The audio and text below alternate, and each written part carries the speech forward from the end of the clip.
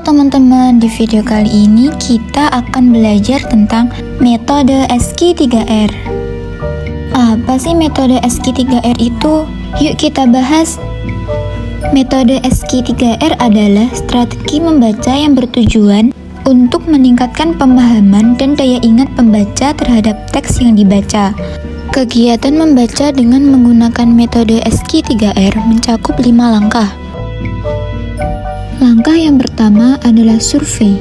Survei dalam metode SQ3R adalah langkah pertama yang bertujuan untuk mendapatkan gambaran umum atau ringkasan dari materi yang akan dipelajari. Pembaca dapat mengenali ide pokok dan mempersiapkan pikiran sebelum masuk ke tahap membaca lebih mendalam.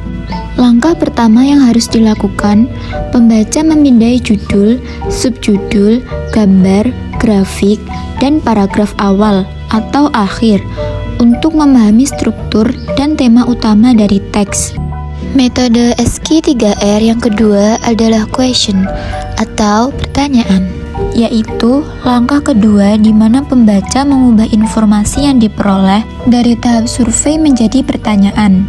Pertanyaan ini biasanya didasarkan pada judul, subjudul, atau gagasan utama yang ditemukan. Langkah yang pertama, ajukan pertanyaan sebanyak-banyaknya tentang isi bacaan itu. Yang kedua, dengan adanya berbagai pertanyaan itu, cara membaca kita menjadi lebih aktif dan lebih mudah menangkap gagasan yang ada.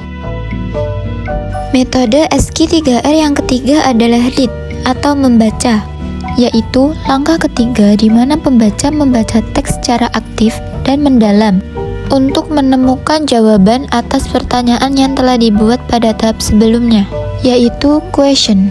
Pada tahap ini, pembaca fokus pada bagian-bagian penting dari teks dan berusaha memahami isi serta detail dari setiap paragraf. Proses membaca ini dilakukan dengan lebih cermat untuk mendapatkan pemahaman yang mendalam, bukan sekadar membaca cepat.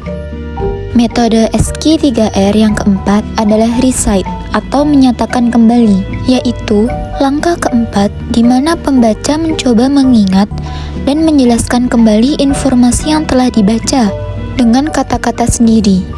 Tujuannya adalah untuk memperkuat pemahaman dan memastikan bahwa informasi tersebut benar-benar dipahami.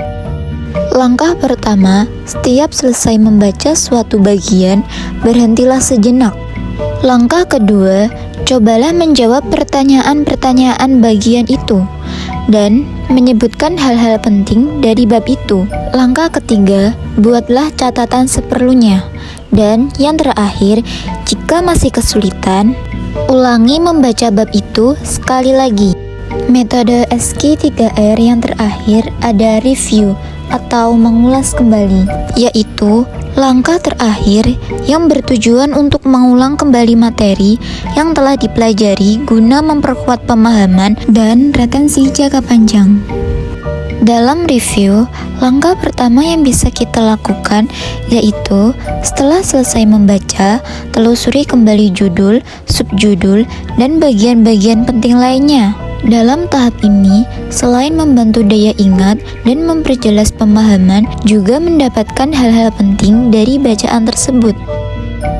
Selanjutnya, apa saja sih karakteristik metode SQ3R? Yang pertama, siswa berperan aktif dalam pembelajaran. Yang kedua, guru sebagai fasilitator dan monitor aktif. Yang ketiga, pembelajaran dalam kelompok kecil dengan guru sebagai pembimbing. Dan yang terakhir, siswa diarahkan untuk menghadapi suatu fenomena dan melakukan survei awal. Dalam metode SQ3R ini juga memiliki kelebihan dan kekurangan. Kelebihan metode SQ3R yang pertama, metode SQ3R ini lebih memberikan pemahaman yang luas tentang materi pelajaran yang terdapat di dalam buku teks tersebut. Yang kedua, membuat siswa menjadi lebih aktif. Yang ketiga, dengan adanya tahap survei di awal pembelajaran, hal ini membangkitkan rasa ingin tahu siswa tentang materi yang akan dipelajari, sehingga meningkatkan motivasi siswa dalam belajar. Yang keempat, dalam membaca menjadi terarah langsung pada intisari atau kandungan-kandungan pokok materi yang tersirat maupun tersurat dalam sebuah teks. Yang kelima, meningkatkan keterampilan berpikir kritis dan aktif. Dan yang terakhir, dengan metode SQ3R ini mengurangi kecenderungan lupa. Di sisi lain, metode SQ3R ini memiliki kekurangan. Yang pertama, tidak dapat diterapkan pada semua pokok bahasan. Yang kedua, kegiatan pembelajaran yang belum berjalan dengan optimal atau tidak sesuai dengan rencana. Yang ketiga, metode SQ3R ini memerlukan waktu yang cukup lama. Dan yang terakhir, biasanya peserta didik jarang memperhatikan atau mengikuti langkah-langkah secara sistematis dari metode SQ3R. Jadi, kesimpulan dari metode SQ3R ini yaitu survei, question, read, recite, review sangat efektif dalam membantu pembaca memahami teks secara mendalam dan terstruktur. Dengan melibatkan pembaca secara aktif melalui survei, pertanyaan, pembacaan kritis, rangkuman, dan peninjauan ulang. Metode ini mempermudah pemahaman dan pengingatan informasi. SQ3R sangat berguna dalam konteks akademis karena meningkatkan keterampilan membaca kritis dan analitis.